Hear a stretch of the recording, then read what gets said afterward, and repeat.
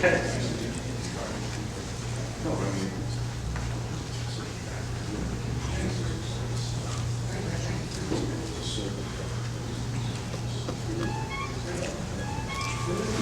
ready to go? I'm ready to go. Okay, well done, gentlemen. They are time slots.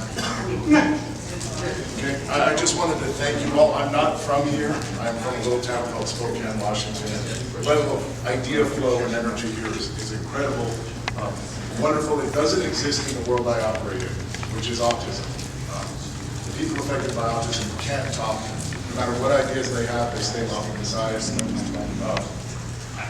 And it's a very personal issue for me because 13 years ago, both of my twins were diagnosed with autism. My son, who was 3 years old, was nonverbal. They told us he would never speak.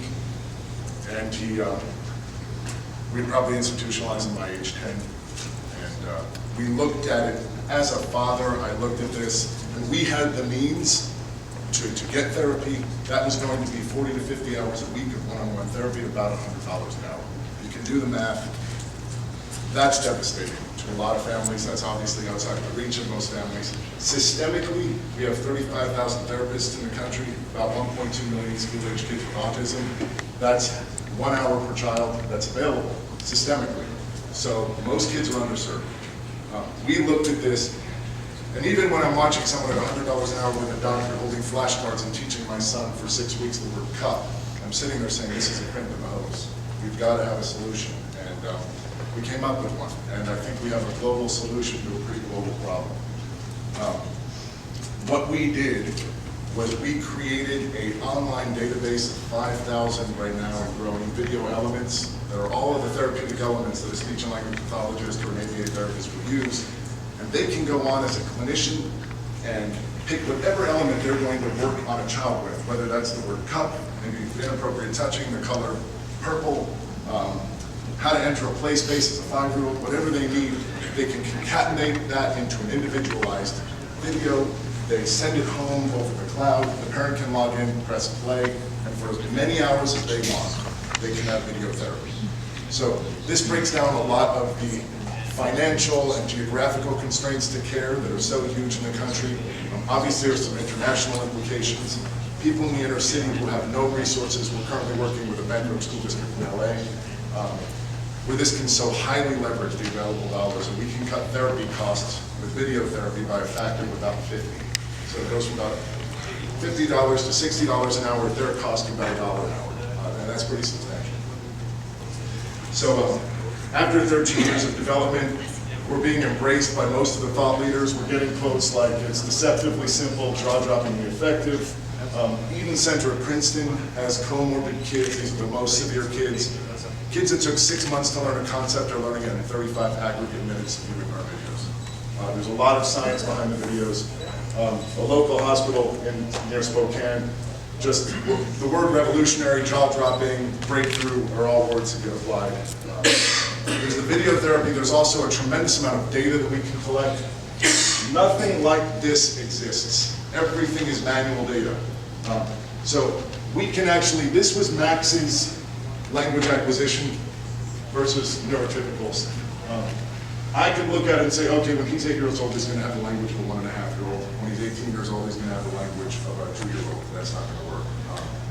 We can start saying, what language acquisition rate do you need? What kind of parental support do you need? What kind of home videos do you need? We can start doing predictive data. This can be available, auditable by insurance. This can be used by school administrators to figure out dosage levels. And all this on the cloud. I'm going to skip through what this does. From the parent side, you just press the play button, you're going to get the video. We can translate it in different languages, whatever the school districts are handling, if it's Arabic, Russian, Chinese. These are the kind of graphs that you can drill down on as an insurer. One of the things that we found as we gave it to speech and language pathologists is that they said, this isn't just for autism, this is for traumatic brain injury, cardiovascular accidents, this is for cerebral palsy, oral rehabilitation after cochlear implants. We can use it for all of these things. And so we really feel like we have the very thin edge of a very thick wedge. This is the 1% affected by autism, 9 with a 6-year-old. It's kind of demeaning.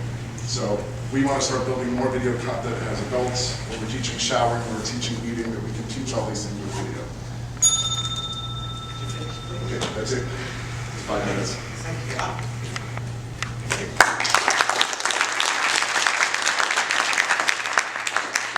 Before we come to questions, could illuminate LED on the start getting there and ready, please? And who'd like to do the first question? Are you going to go in? I will go first because I love this product. I just think it's spectacular. 2 or 3 of my friends are actually working with autistic kids in the educational field, and this will blow them away. What are you looking for? Right now, we got seed funding of about $500,000. We have funded a lot of this ourselves, the prototypes.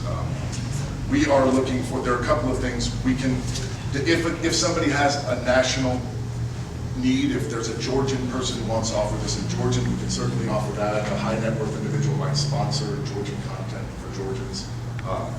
Arabic for the Arabic speaking countries. That often will have to be language specific, accent specific, because I don't know that an Argentine wants to speak with a Mexican accent. So They don't. yeah, no,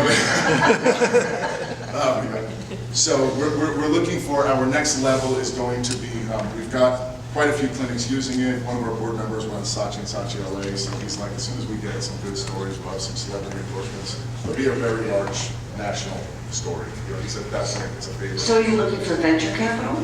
We don't know if we're at super angel or venture capital. We kind of know we're going to assess that. And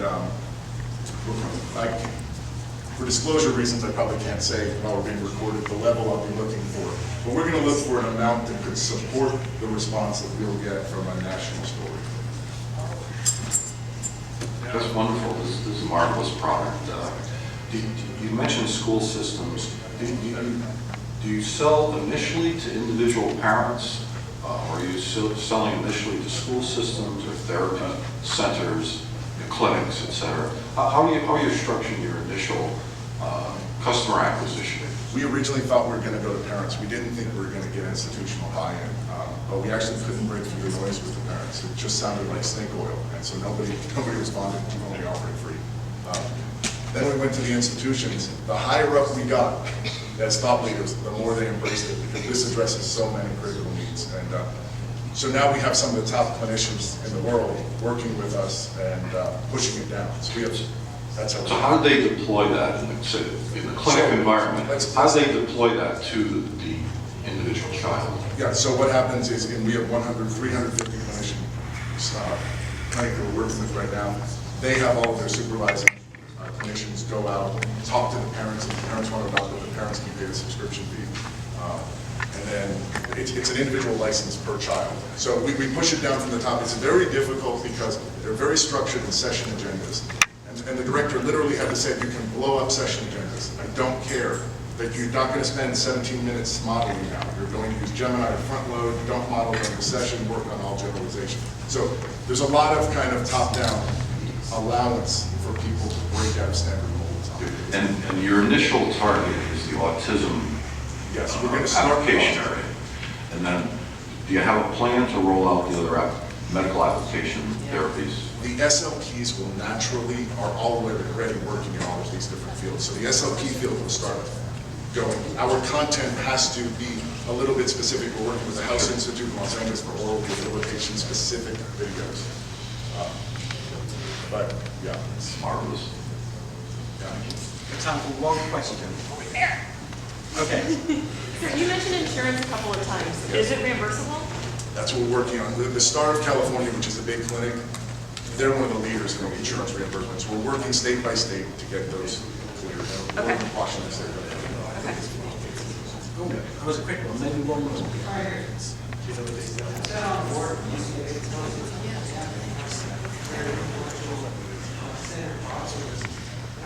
Are you proposing that you look at creating a public benefits research, perhaps get a different type of donor, and someone who is good at the university, for profit, they're allowed to use your R&D? We have a 501c3. We're going for NIH grants for certain content with the 501c3, and then we go with SBIRs with our. Is the concept of your therapy methods applicable to dementia? Not that I don't think so. I can't imagine it would be, but again, like Dr. Mobley, who runs the neuroscience department at UCSD, he said, look, just figure out that it works, and then we'll figure out why, and maybe find other applications. So. Okay, so thanks to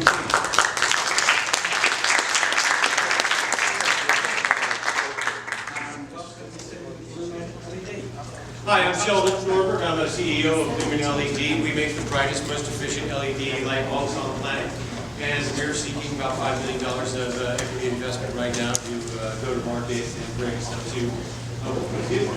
I'm the CEO. My technologies and engineers come from aerospace and military engineering, and have done work with Quantum, Seagate, NASA, Monsanto, numerous other companies, as well as long careers at West and beyond that.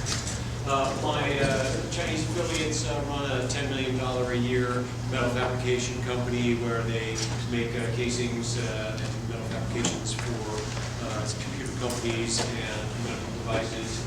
So we have great boots on the ground in China and understanding of international trade and shipping and handling. We are searching for growth. We're looking for operational and sales options as we grow past the product mix that we develop. One of the products that we've come across when a neighbor came by, or a neighbor moved in who was a mechanic, and told us about his drop light, which is a problematic device that most mechanics use. They're dim, they burn them, they cause accidents, and he wanted us to make something that was going to be better for him. And we cannot, we cannot locate the internet serial. What are you talking about? Well, I borrowed this. We need to stop the clock for him. Oh, are we going to stop the clock? That's beautiful. I don't know if it's going to help. Are we not internet connected? Yeah, my internet went down. Okay, our internet went down. I stayed all day to show you this. Okay, we're at the crowdfunding seminar. I'm going to show you my video for my crowdfunding, which is up right now. If you give me 2 minutes, I'll hook you up to my. If they'll give me 2 minutes, I don't want anybody to give me 2 more minutes. This is the drop light. It's what we term as an indestructible LED light. These casings are far from it, and I've smashed this holder so many times that it's already become a problem. And there you go. And there you go. My indestructible light is just been destroyed. So beyond that, we also manufacture lights for standard household applications. In my film, I've actually hit this thing 300 times on a single block and driven over it with a forklift. But these things tend to break down pretty quickly. But this is our new bulb that just crossed UL. This is a 6-watt light that replaces a 40-watt light. We are pushing everything that we can through the highest technical levels, and we still cannot locate our products and service. Please move on. That was the accident that happened that caused a $5 million lawsuit where one of these burned a mechanic. Something that's totally avoidable with this problem, with this equipment. But as anybody knows, we're facing the incandescent phase out. Because the incandescent light is 5% light, 95% heat, we can no longer afford to spend 95% of our energy lighting something that doesn't light. The replacement market of fluorescents and CFLs, which are toxic and emit UV rays, is going away. And we're looking at 4 million units in the residential sector and 50+ billion units in the commercial sector that are going to be driven to LED by the incandescent phase out and the straight economics of moving toward this much more functional lighting source.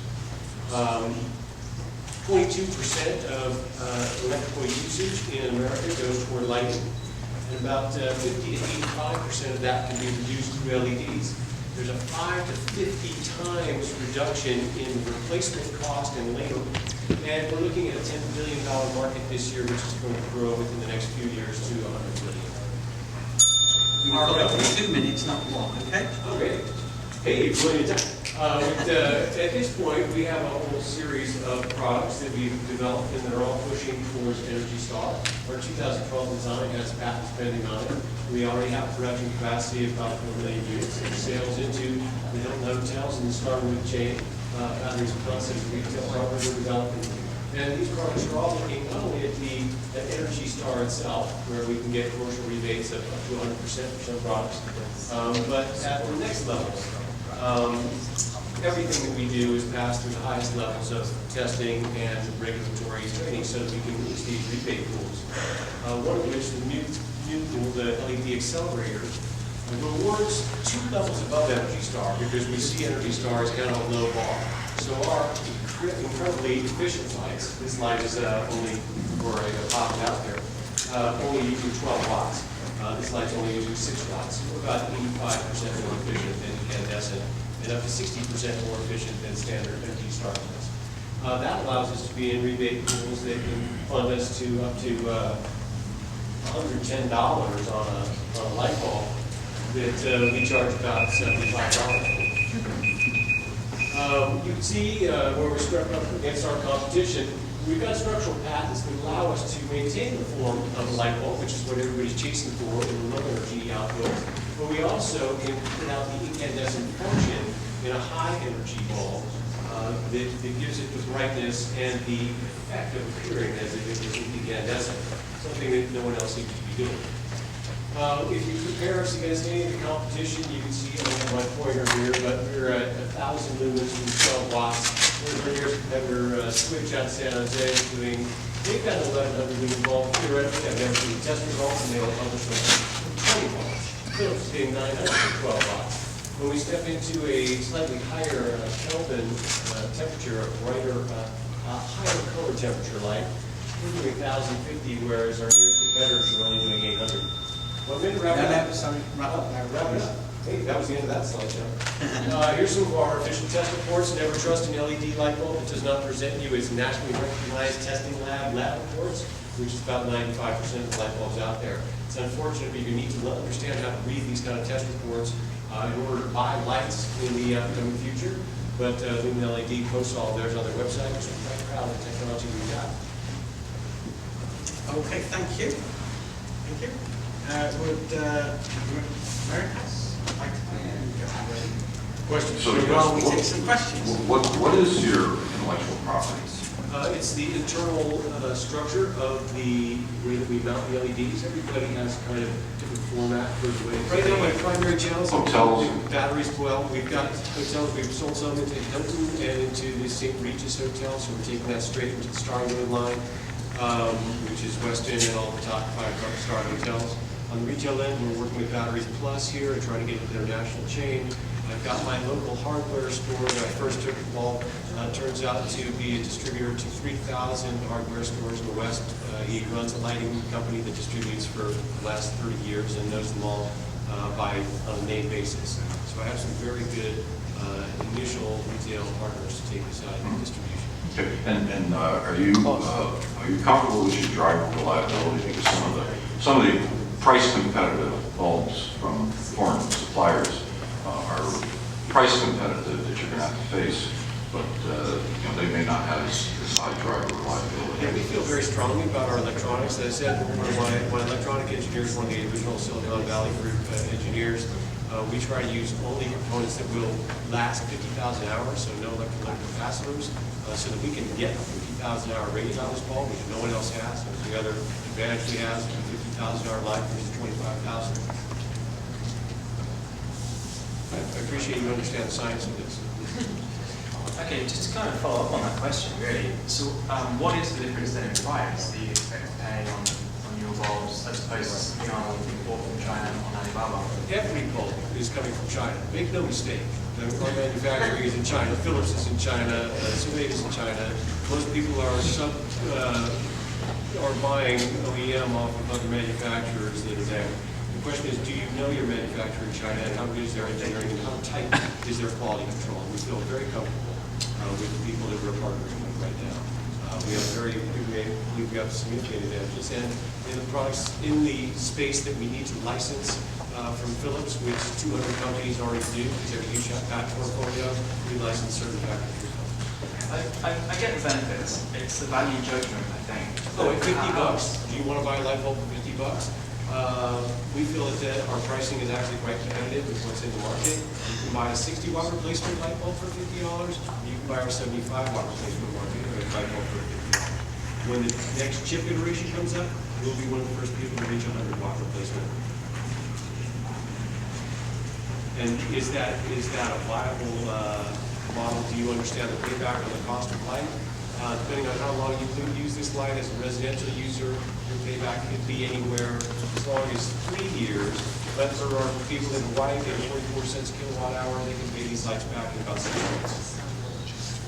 Once you add the power savings into the cost of the light bulb, these become extremely efficiently and high payoff. In fact, 7 times as good as solar power. So we're down to 1 minute. Wendy, do you have any questions? Really fast, are you after venture money? Absolutely. Why don't you have Robert sell the bulb Roberts? in one side? Where all the venture capitalists live and have to buy their bulbs. I'll head up there right now. And then go next door to Bucks and give them to Jameis, because their electric bill is $4,000 a month. I'm talking to you as soon as this is over. You want it to be over now? Do you want it to be over now, or should we take one more question? Does anyone else have a pressing question? Hey, you can go. Just great there. It's been great. Okay, thank you very much.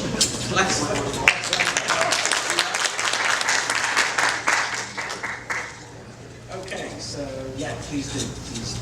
So please welcome America's Crowdfunding. Is that right?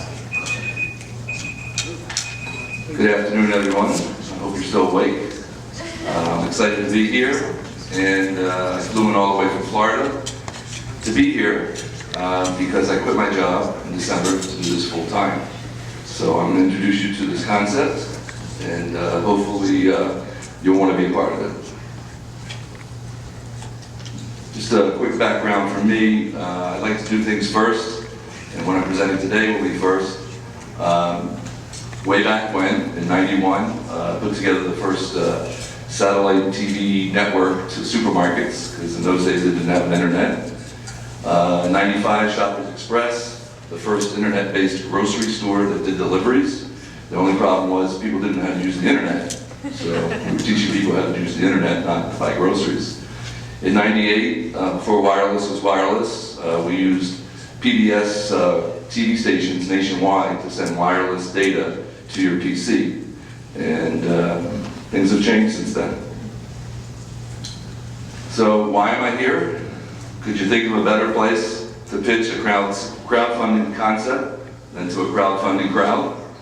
So that's why I'm here. Yesterday on the panel, one of the questions that came up was, how are we going to make crowdfunding mainstream? And I was surprised to hear the answers were a year, 2 years, 3 years. How many people think it'll be at least a year? Raise your hand. 2 years. Okay, about half said a year, half said 2 years. Anybody less than a year? Nobody. Well, one person who's not from this country. No, I'm just kidding. So, here's the pitch. Shark Tank meets American Idol. And if you're not aware, Shark Tank is the #1 show on Friday night with over 7 million viewers. American Idol, we all know about, has about 16 million viewers on 2 nights a week. So imagine marrying these 2 guys, and you have America's Crowdfunding, a new reality TV series. What you'll see, it's hosted by one of the top 5 celebrities in the world. He's agreed to be the host, and we're excited about it, but I can't disclose it. It's a 1-hour show. It'll be in prime time, and as you would suspect, we'll use several startups to be on the show from the thousands of contestants that will try to apply to be on America's Crowdfunding. They will get less than 10 minutes to pitch their service, their product, whatever they are looking to build or create, and that includes a backstory. So we will go to where they live and take video of them in their environment and explaining their product. The funding will be open for 1 week. As you know, the typical is about 30 days with Kickstarter and the other ones. For 1 week, we do not reveal the progress during that week. Hence, the dramatic reveal the following week. So people will tune in, and we'll have a lot of excitement to find out Who raised what? Our mission, we do want to make some money, but the real mission here, and something I've been working on all my life with startups, is to educate Americans how they can pursue their dream. So while it's a money-making proposition, we're going to give back to help other entrepreneurs with the profits that we make. We project $100 million in revenue in the first year, multiple streams of revenue. If you're familiar with the TV business, everything from commercials to sponsorships, syndication and licensing, and it's not just in the US. This can work anywhere where there's television. We're Los Angeles based, I'm based in Florida, my team's in LA. Right now it consists of an entertainment lawyer, because you gotta write those contracts that are securing your rights. Celebrity broker, who's acquired the main celebrity, and then we'll have a few other people on the show as talent to help go through the analysis of the companies. And a TV director who has major experience in doing reality shows. So we have 3 funding options, and that's why I came here today. One is we have an offer from a production company that can get us into Discovery Channel. That's great, but we'll probably have to give up a big portion of the company. What we'd love to do is angel funding and be able to go direct to one of the big TV networks. And we have access to them, but we don't want to go to them until we've shot our pilot. So we need to raise some money to shoot the pilot. And finally, why not crowdfund a crowdfunding idea? So we're ready to go up on that if and when we need to. We'd like to partner with you in the room here, whoever's watching online. We've already talked to a panel member from yesterday about European rights. Is anybody interested? We're launching this fall. Thanks very much. Thank you.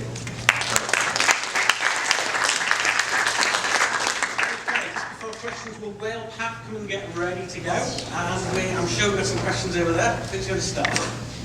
I'd like to start. This is absolutely brilliant. I'm a Shark Tank watcher. They do humiliate some people, but you got to have a thick skin to be an entrepreneur. In the Shark Tank motif, they have a panel of the sharks.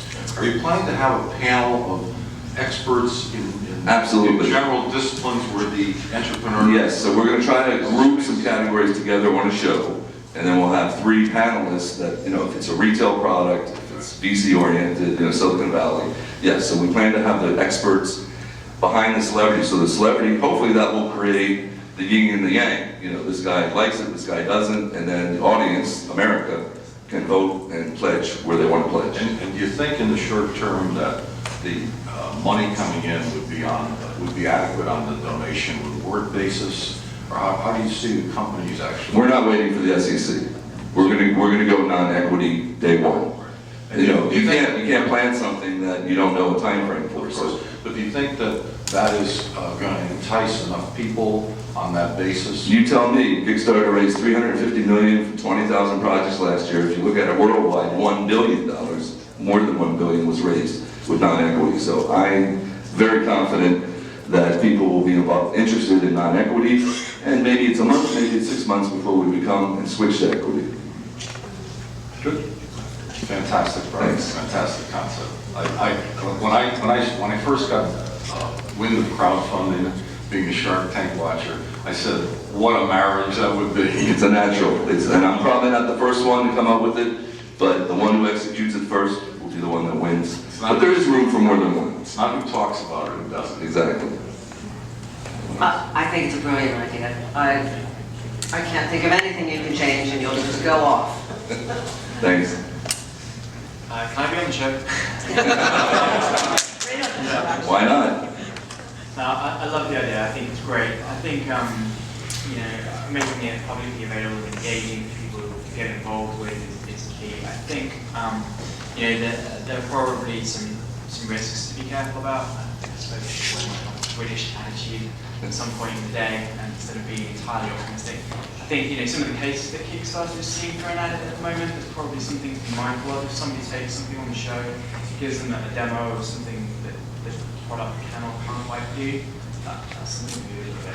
Yeah, the biggest problem I think with Kickstarter is the entrepreneurs are not video-centric. They've never obviously we're going to educate the entrepreneur on the show how to present this thing, and that will help. And the best thing is, I think for all of us, is that we're going to put crowdfunding, that name, that word, in the mainstream a lot quicker, and people will understand it, and this industry is going to grow, it's going to change the world, and we want to be a part of it. Just another quick comment, if I may. Are you looking at a format that would be like a 1 hour per week? Yes, 1 hour, it's a 13-week series, it'll probably be twice a year. I think what you should do is have a QVC channel. Honestly, in all honesty, there is so much need for what we're doing that 1 hour a week would be not even the tip of the iceberg. We did think about that, and that's where you go multi-platform. So it wouldn't be on TV, but it could be a live streaming on Netflix with, 24/7, 12 hours a day, people pitching. So it's very feasible. Yes, sir. So I was about to ask you how you're going to differentiate from CNBC, since I know for a fact that they're already producing the equivalent of what you're talking about. 100%. I think they are not going to be exactly what we're doing. We're familiar with what they're doing, and there's room for more than one player. And I do not want to be on CNBC. That's not. I want to reach the masses. CNBC's audience is maybe 1 million at best. So we're going for the big enchilada. So we can coexist with them very easily. The second thing that I was thinking was, why not create a campaign, crowdfunding campaign, with the specific perk being getting on the damn show? Absolutely. Blow it out. Well, if you're familiar with American Idol or any of the other shows, that's what they do. They go city to city, and we would envision the same thing, going to a city, picking the top entrepreneurs from that city. That would be 1 week show and so forth. But why not, I'm saying, like, do your crowdfund raise on Indiegogo or whatever. Well, that's what I put up there. I did say that one option will be, if I don't raise any money in the next week, look for us on Kickstarter or one of the other ones, and join us to help get this on the air. Thank you. One last quick question. Yeah. If anyone's got one. Oh, one over there. I just had a question. You said that there would be a big dramatic reveal, so I guess the audience doesn't know how much money has been raised. Nobody will know. So that real time between when they present and a week later, as they're raising the money, no one knows. Only Anderson Auditing, I'm probably dating myself, but one of those auditing firms will be the ones that know. So that's the whole dramatic part of the show, is you want to build it up and have them come back. Thank you very much. Thank you. It's fair to say this audience hated that idea. So, let's see how they like the next one. So welcome, Will.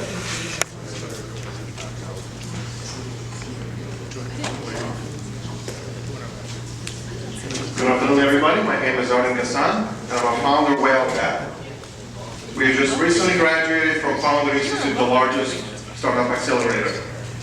WhalePath is a crowdsourced research platform. Business research is time-consuming and expensive.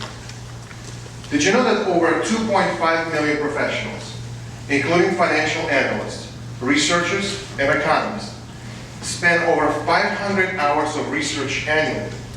As financial analysts, I had to spend hours conducting research on private or public companies. And in terms of research, I had to do market, financial, and legal. For example, cash flow earnings or competitive differentiators. And they spend over $45 billion on the research annually. The solution was to hire another financial analyst. However, it was expensive, so we had to rely on third-party providers, such as Forrester and Gartner. However, they offer pre-made research, which is a lot of times costly and not always up to date. The alternative was to use OLEDs or ODES, and they're outsourcing and bidding companies, and the research is not their key competency. This is why we have created crowdsourced research platform. And there are 2 key elements that set us apart. And let me tell you what they are. Number 1, we utilize master and PhD students from top universities because they're highly specialized in research. That's what they do at their college. And they're looking to earn money.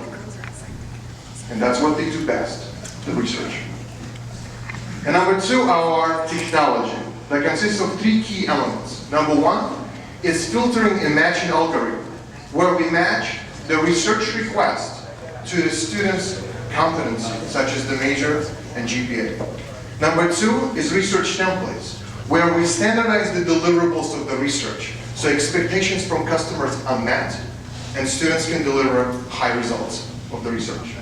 And number three is quality control mechanism, to ensure that the research is delivered by utilizing professors and industry experts to score the researcher deliverables.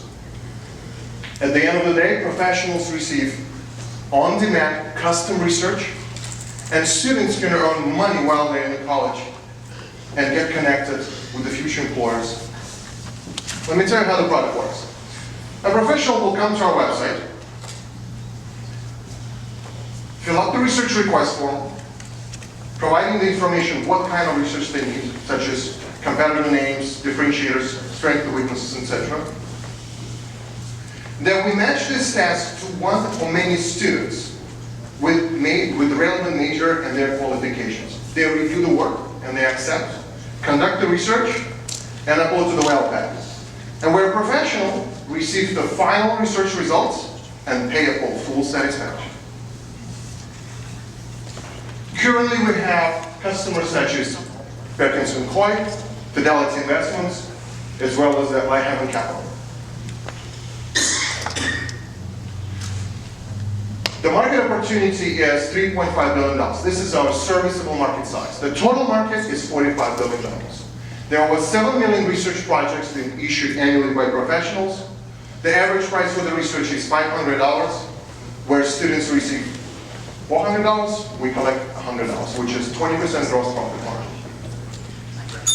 Our team will consist of myself. I founded 2 companies in the past, one of which was acquired by Equities.com, another one was acquired by a publicly traded company. Colin worked for VMware and SAP. Yelena worked for the largest IoT outsourcing company in South America. We have the most amazing board of advisors, including 2 Founder Institute mentors, 2 investment bankers, and global security officer at AIG. We're seeking $1 million. We have $200,000 been committed so far to acquire 600 clients who will submit 4,800 projects per year. Thank you so much.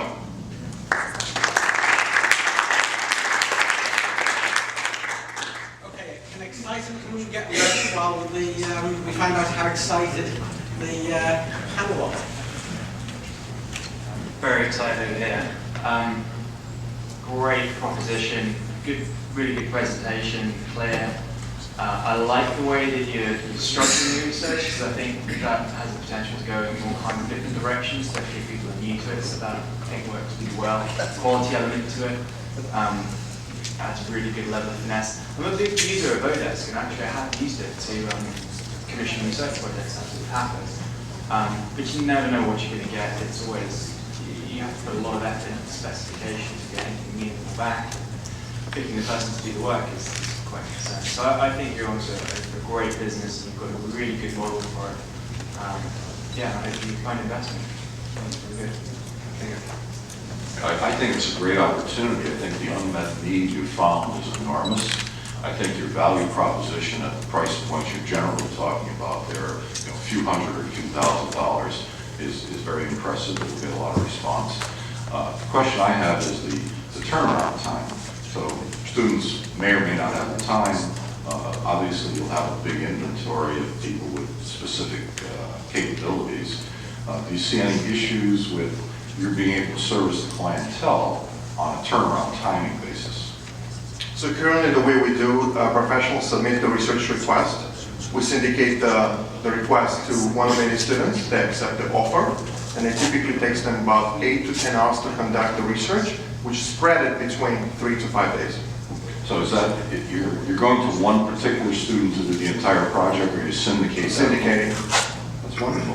And I think a big plus is that you've looked at the value to the client with the standardization of the report format.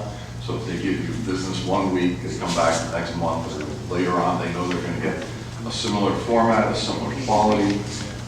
The fact that you have some kind of peer review of the quality of the research, I think, was very impressive. And the resource you have of the master's and PhD students around the world gives you basically an infinite source of employee or contractors. I think they have wonderful models. Thank you. Who does your last fact check before you send it back out? So once you've consolidated the students' information? Professors and industry experts. So we have 2 board of advisors. One of them work for Forrester Research, and another 2 is investment bankers. So they do at this moment, as well as professors who endorse our product and serve, within the college. They're willing to do this actually for free. Interesting. I love the idea of using students. And apparently you're working with my husband's company because his card was just up on your screen. Even better. So supposedly we must like you. Thank you. Thank you. Okay, we've got another minute or so for questions. Oh. I think it's a brilliant idea as well. I have a bit of an academic background, and applying that to the revenue model is intriguing. However, who owns the data then by the time it reaches you? And secondly, can you create multiple revenue streams for the data to be repurposed, republished, and so forth? Having said that, Excellent question. Actually, our customers prefer to own the data because of intellectual property or the purpose of this. For example, they post the request without exposing their name. For example, Cisco interested to acquire companies, so they're doing the due diligence. So they prefer to own it. Repurposing, it was recommended to us, but that's not in the favor of a customer. So, may I suggest a 2-step revenue model then? If you are willing to share or disclose the data, that would be a lower cost model, premium model for those that wish to retain it. But for the students, particularly as they move forward in their careers, is there some sort of kicker that they can have to build their resumes? yes. So some companies allow them to list on their LinkedIn profile that they conducted the research. We are into a world of crowdfunding, social impact, impact investing. May I suggest a triple bottom line where the colleges somehow see a supporting mechanism or a scholarship that comes back through that? Because the one thing as an angel investor that I don't see is good market research of the folks that are coming into the system. No doubt that will be something apparent to crowdfunding, and it'd be a great way to corporate responsibility. Okay, I'm going to have to call you with an answer on that. That's A response on that. Thank you.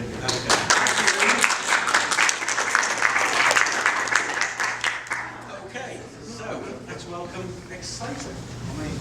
Hello everyone. Hello. My company is Excited. My name is Baker Humari. So, see if this works. Okay.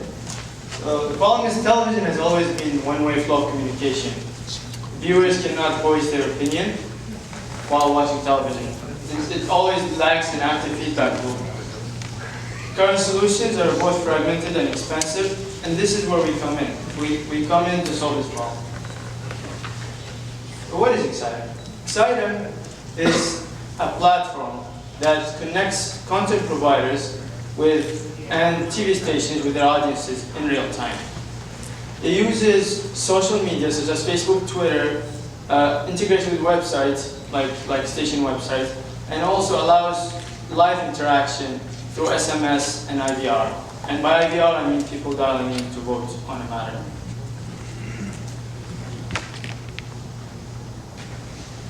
So I graduated from University of Waterloo in Canada. Who's from there?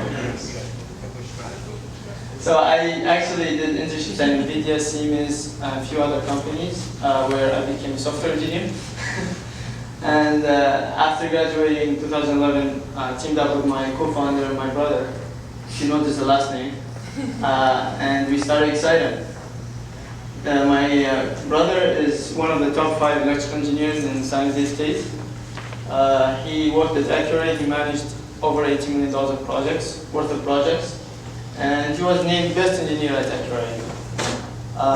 We have kick-ass advisors. Dr. Sam Haddad is one of the IEEE Hall of Fame award winners. People who got this award are like Steve Wozniak and other really big guys. Dr. Larry Grafton is an NBC political analyst.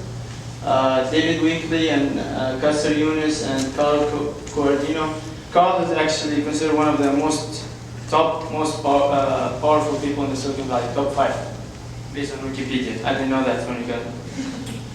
So we raised $200,000, and we're looking to raise $450, continue growth. NBC Universal is one of our customers. I'll walk you quickly through product. I think we're running out of time. So it's really simple. They just go to our dashboard, they type the question, they choose where they want to deploy it. We also have a web option, it's kind of outdated. And they choose the options they want to ask. So like, let's say they're covering a story about same-sex marriage, which they were the other day. They will ask the audience, what do you think? So it creates a feedback loop.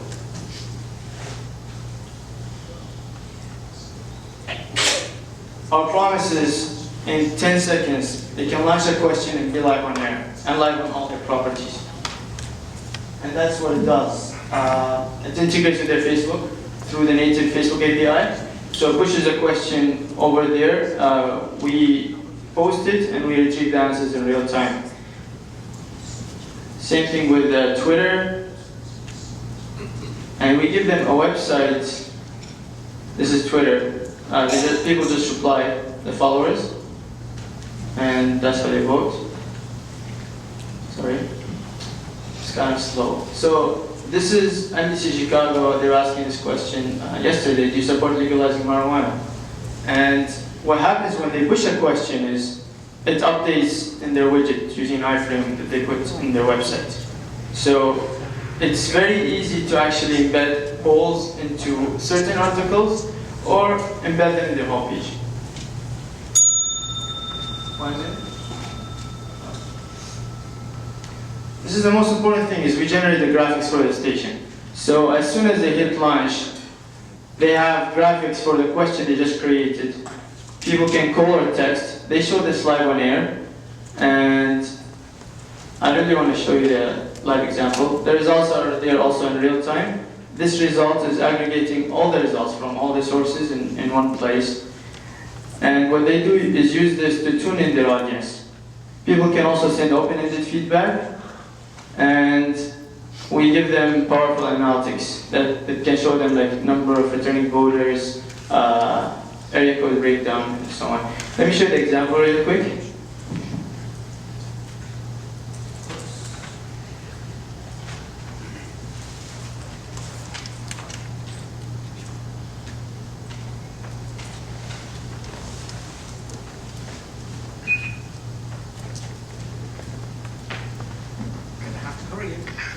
Fascinating, great. Thank you, Steve. So what do you think? Should same-sex couples be allowed to marry? Well, we've been asking this question in our flash survey all day, and so far the results have been in favor right now. As you can see right here, 65% of you say yes, 35% of you say no. You can vote in our flash survey by texting or calling the number right there on your screen. So that was a live example. And you're going to try it today to vote for the best startup. So. Yeah, that's what we're going to do. To just say we're going to today. We're going to do this. That's how we're going to vote. Okay, so that's how we're going to vote today. And I have just 2 more slides. Traction. We have 7 stations paying customers. NBC is championing us. They're actually sending a marketing campaign, NBC Universal, to all their affiliates, almost 200 affiliates. We're expecting at least 30 to 40 stations just from that campaign. So right now we're only 2 people, and we're very overloaded. We go into NAP show next week, and yeah, basically no time to sleep, and we need more people to grow. So we need funding. I leave you with the comments of Matt Goldberg, who's an NBC executive. He said, I've never seen anything that does everything it does. The user experience has been remarkable. Thank you very much.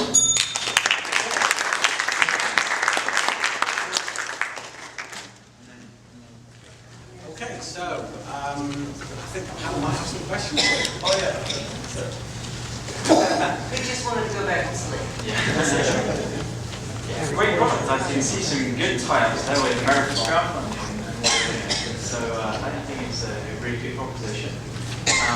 So is it like some software that the editors use before they publish it, or is it used as part of the live streaming? I didn't quite get it. Web app?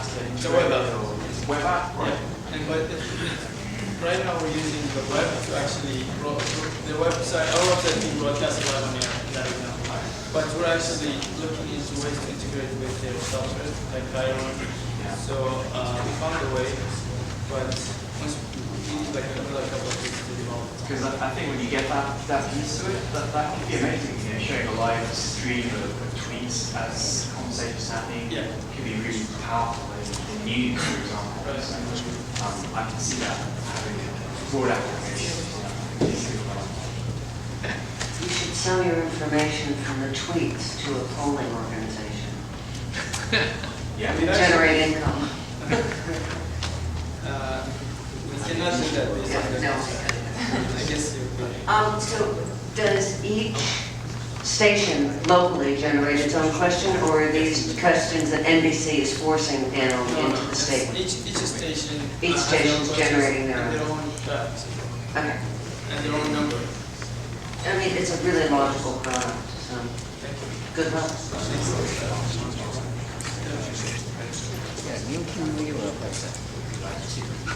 Okay, thank you, Mr. Thank you.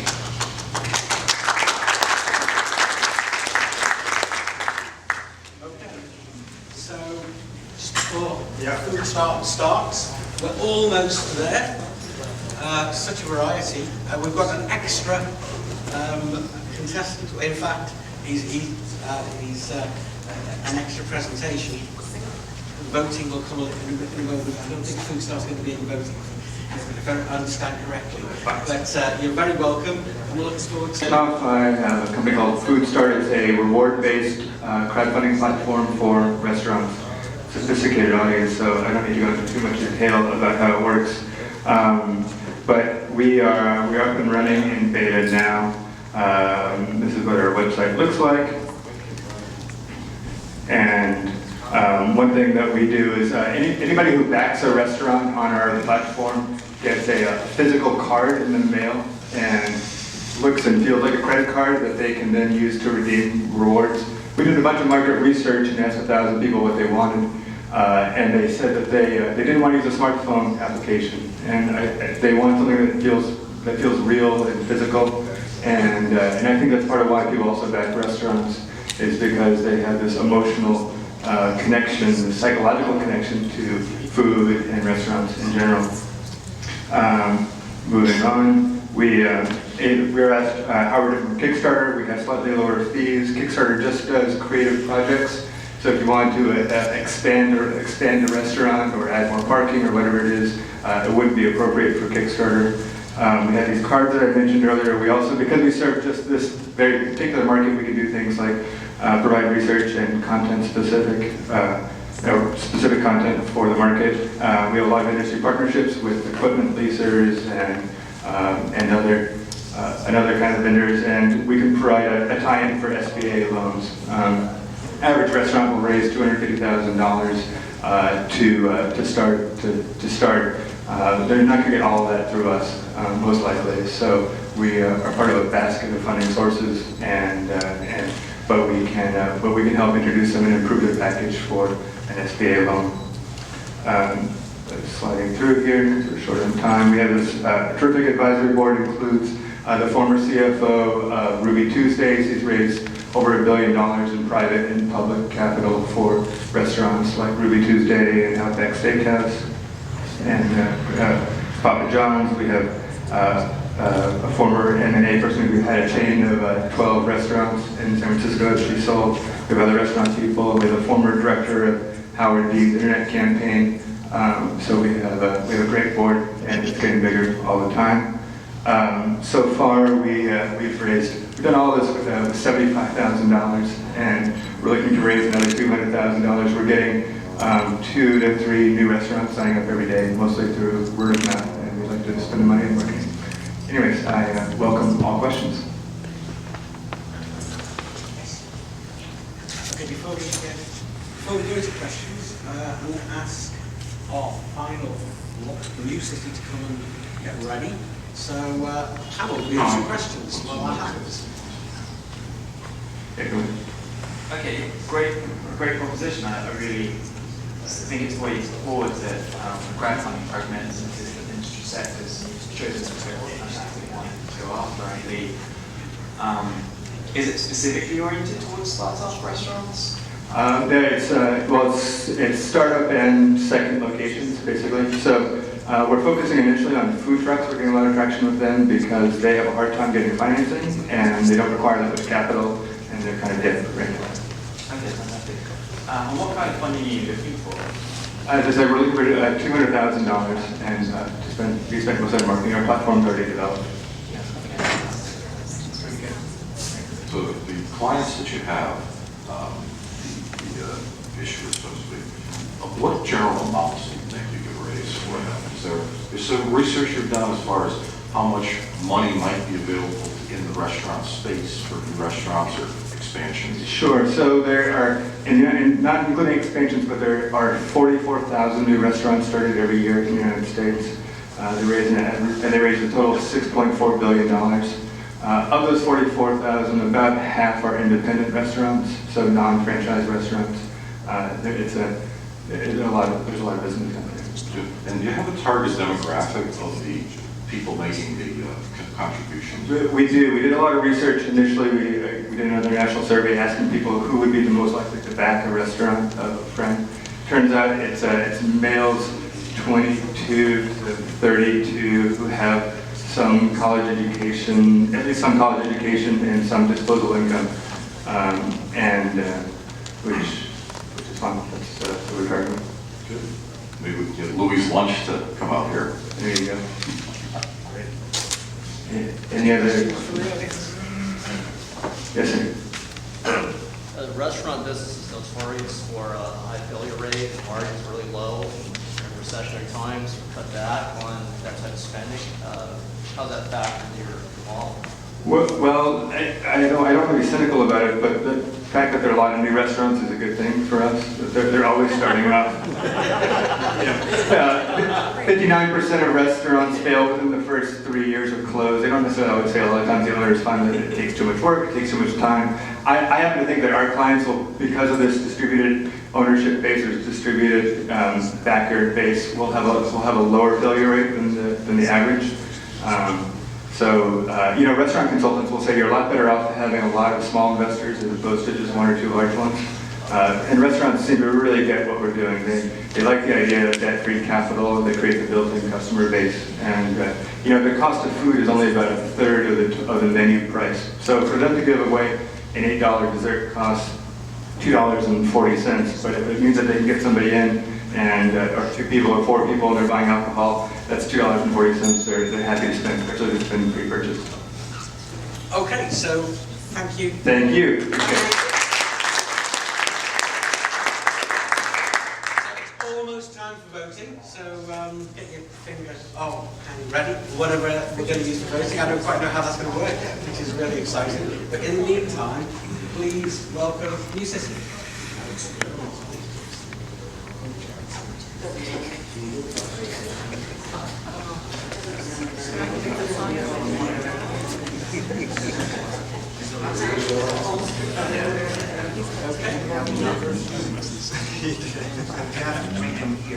One by one.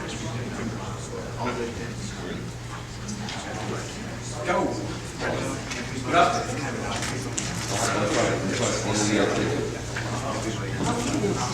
Good afternoon, everyone. My name is Mu. I'm the co-founder of New City.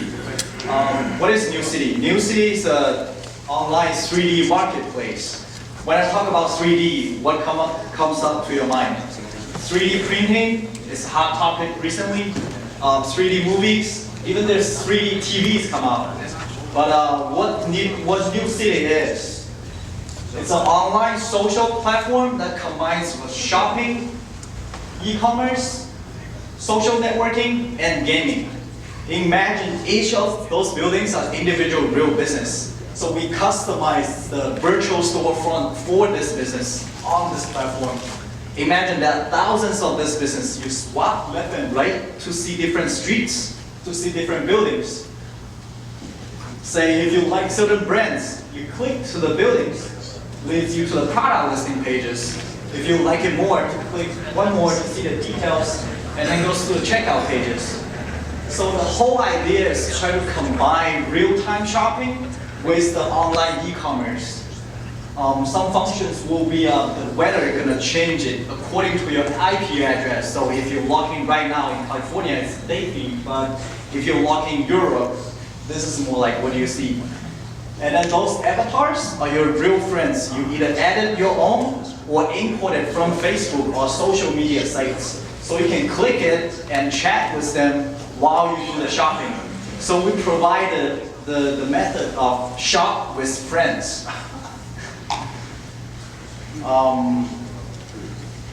Next, I'm going to tell you why we think New City will succeed. I'm sure you heard about virtual city, virtual mall, 3D shopping. Why they fail? Because they make it too complicated. They make it like a game. When people shop, they don't want you go through all those routes to see the products. That's why we try to combine the traditional shopping with the 3D. So for the e-commerce market, I'm going to make it really quick. In the United States, the e-commerce market grows 300% in the last 10 years. And then in the global market, it reached 1 trillion in e-commerce. When the number gets so big, you probably have no idea what 1 trillion means. That means everybody on this earth spends $133 to buy stuff online. I'm sure you guys are familiar with all the social media sites, Facebook, Pinterest, so I don't have to explain to you more how important social media site is. So that's why we try to embed this 3D shopping with social media. So when you shop something online, you can instantly share with people, okay, I bought this, I bought that, this is my wish list. I can chat with you to see the discount for a certain product. That's more, right? You don't need to. Gaming industry, those just numbers about how big the gaming industry is. So we try to put the mini games on the platform, try to keep people's retention on the site. So next I'm gonna tell you how we're gonna make money. Similar to this traditional e-commerce site, we take commissions, monthly subscription fee, and we take fees to customize your building. If you want to have a taller building, wider space, we charge you more than you just take a small space. And the major income for the website is not about we taking the money from the vendors, but instead it's advertising. Think about this. Think about the cars. We can always advertise for certain brands. When people log in, there's a car just drove by, or there's a blimp on the top that fly there for 24 hours for certain brands. And then say if Nike wants to promote here, we can make some avatars just running across the street with the Nike shirts or Nike logos. So right now I'm looking for $7,500,000 for the funding to get more. What you see right now was just online basis, the .com. So we're seeking the money to get more programming, to get the social media and gaming going on, and then eventually move to mobile devices. Thank you.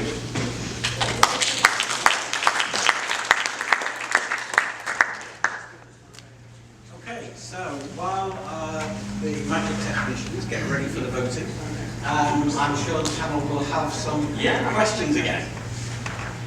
I love this concept. So how is it going to be different to Second Life's attempt to commercialize some of their territories and space? We got that question a lot. People ask, well, try to differentiate the exactly same thing on the website to the real life. That's like a Google map type of stuff. But we have some idea that to make this more like say the background you just saw, it's in California since we started from here. Say if there are like thousands of stores that register on this site in New York, we're gonna have a New York background.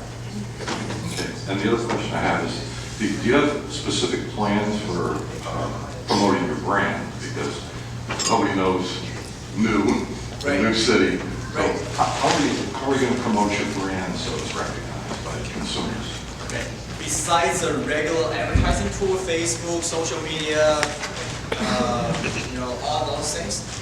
One thing good about our site is, say, if you're looking for glasses, you probably just Google it, right? I'm sure there's tons of, website comes out, Sunglasses Hot, Kenneth Cole, Gucci, all those.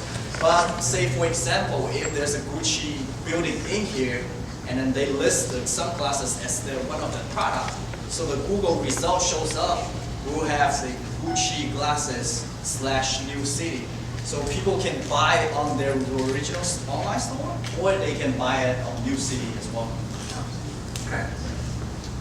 So would New City track the personality of purchases and do push through back to you? Yes, that's some of the detail I didn't put on here. When people shop, they always have behaviors. So we track what people likes. So when they check out or when they browse the items, they always have a little section down there that says, these things you might like. I think you're really onto something there, because I think there's a problem with interfacing live chat in websites. It's a big part of making a site more personal, making the experience a bit more engaging. But the way people use it at the moment is a way of getting to other forms of information as a form of direction to the site or finding out some details. So I think you have the capacity to really add something to the user experience of shopping with what you do. Right. I think there maybe needs to be like an interim step between going into the store and maybe being greeted by some kind of virtual avatar receptionist, but then need to use the website.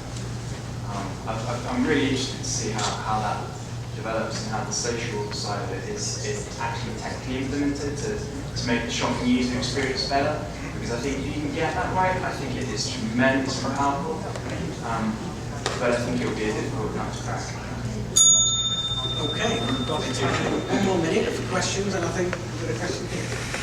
More of a comment. So people are engaging very heavily in using second screens while they're at home watching TV and doing other things. Right. And that second screen experience is highly connected to when they're doing a lot of the shopping. It's either while they're at work or it's while they're sitting in front of the TV. They're not really doing it as much when they're just out and about, because they're usually doing something when they're out and about. So I think that putting a high emphasis on being supportive of tablet formats is going to be a big deal for you. Right, it is.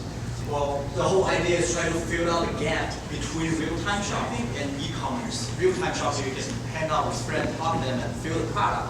But e-commerce is doing the few clicks. So the gap between that is you can see the product and also you can share and communicate with friends. So we think we solved the problem between these sectors. Have you been doing research on how people might, when they might do this? Because that's So just quick answer. Sorry. The question was, when would your consumer of your product most be likely to perform this action of social shopping, if you will?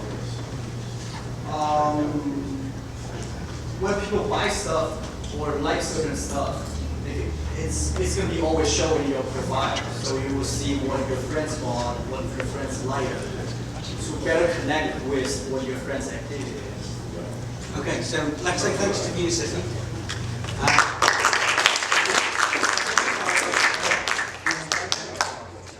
So we were saying this morning about this massive resources of people in the world and innovations. It never ceases to amaze me the range and depth of ideas that can be.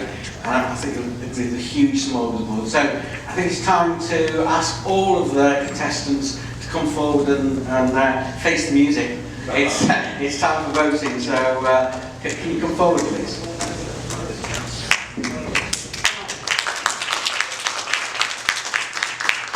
That's also but I'm surprised we didn't see more on, getting people to together crowdfunding, and I've met this wonderful, wonderful man, truly a gent. In Canada, I am an angel investor. I worked intensely with early and seed stage companies, helping their trajectory forward. As a financier in Canada, of course, we have the ability to put together non-diluting funds, and one of my compadres from Quebecois is here as well. And let me just say that it has been mind-blowing, and I am so grateful to have been here and meet all these wonderful people. Alex, who represents Food Starter, I told him I saw a guy last night at the cocktail party with the very same idea, but it was him. And it was the third last glass of wine. He asked me who would I pick, and typically I can knock him off like that. I had trouble. These are some of the most brilliant pitches I've seen in a long time. And let me tell you how excited that makes me to see people with intelligence, passion for what they do, and the ability to change the world, as Moo said and a few other people. And Bill, great comments, Wendy, Daniel, and our support for entrepreneurs and people with ideas, young or old, is what helps the community grow and changes the world one idea at a time. So very, very high respect for you all. I'm to announce the winner. And before that, I would like to thank my good friend here. I want you to come again and introduce about your book. Come here.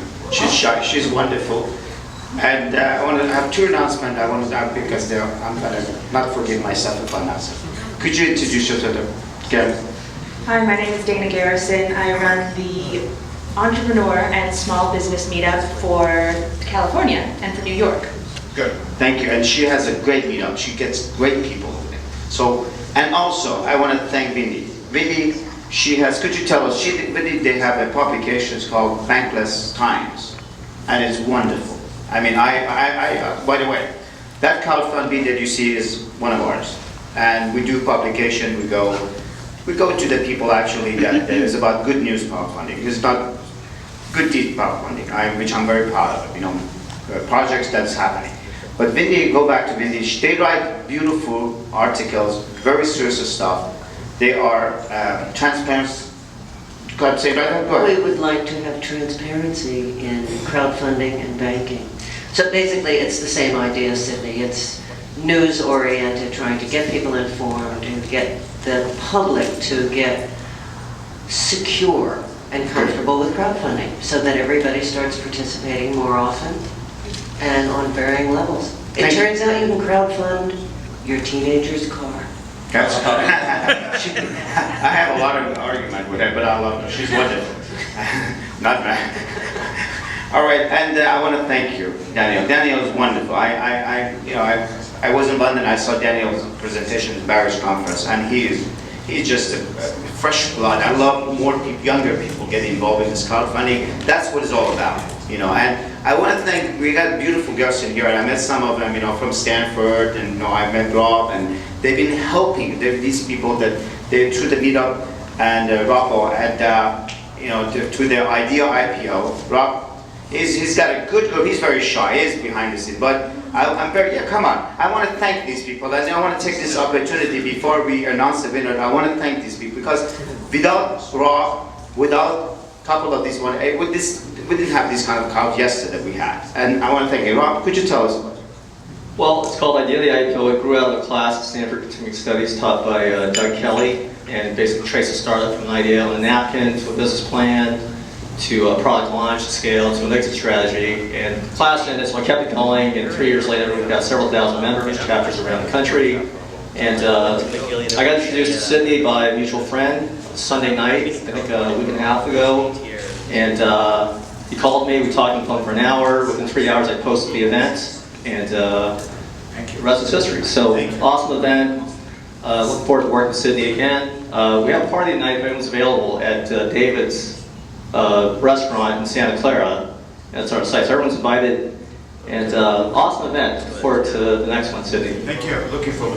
Well, thank you again. Before the party, we have some cookies and refreshment in the garden. So we go over there and have a little good time. And we're gonna announce it with it. Just let we gotta hold them, you know, let the, come on, I told you I was gonna sing first. You guys have to listen to my singing. I did it my way. No, we have I actually. But here, we're gonna have the winner. And first of all, everybody's a winner. We're all a winner. Crowdfunding is winner. So let's announce the winner for today. And thank you. And here we go.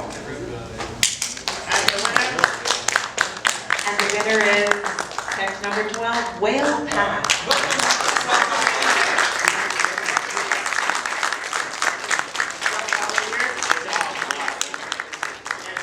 Giant.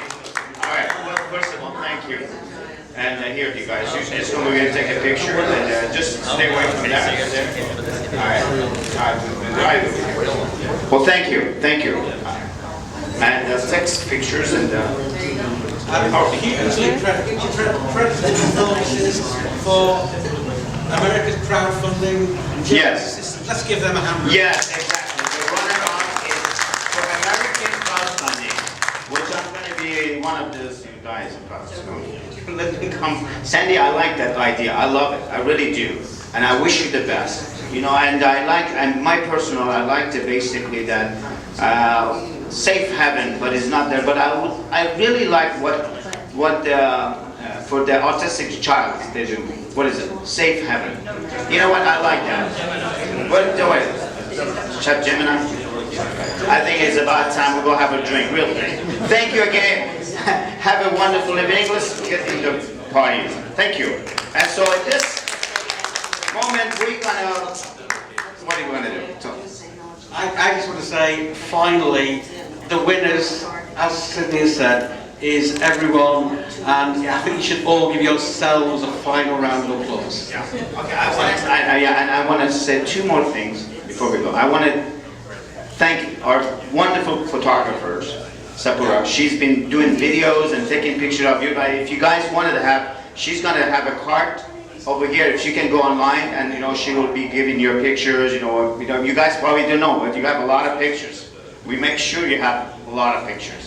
So and you can go ask her, Sapura, could you come here, right here? You see, that's her. She's got a cart right there. And I want to have, where's my two Russian assistants? You know, they're my bodyguards. I don't think they're here. Well, come on in here. I want to show you my bodyguards. Come on. Come on in. And they're having a coffee. Come in. Look at this. Come over here. Antoine. These guys are very highly sophisticated. Antoine is an entrepreneur, and he's a tennis player. Antoine, tell us about yourself. What do you do? I'm an operations manager for a little food producing company, but I miss the startup world. I've worked in marketing for startups for many years. Unfortunately, I had to give it up and sell my soul and work for money to make sure that I can pay my bills. But I do want to get back into the startup world, and it's still bright and shiny as it was at first. And I'm looking forward to cooperating with some of you guys that we talked earlier. Can you speak in this word and say in French? C'est un peu compliqué, mais... For French audience, we're French Canadian. I don't remember exactly what I said. Sorry. That's all right. Bonsoir. Okay, and my friend, come over here. He is my tennis player. This is one of the tennis champions. So thank you. Hi. Hello, my name is Alec. I'm pretty happy to work here. This one is actually my first startup in my life, because from that region where I come from, there's no that opportunity like here in Palo Alto. I also had my small own business, and I'm pretty interesting about that experience we've got here. So thank you, Sydney, for that. Thank you. Thank you. Well, listen. So thank you, and I think we thanks. But I want to thank most of all. You know that guy over there? You see, no, you. Homie, he's my partner.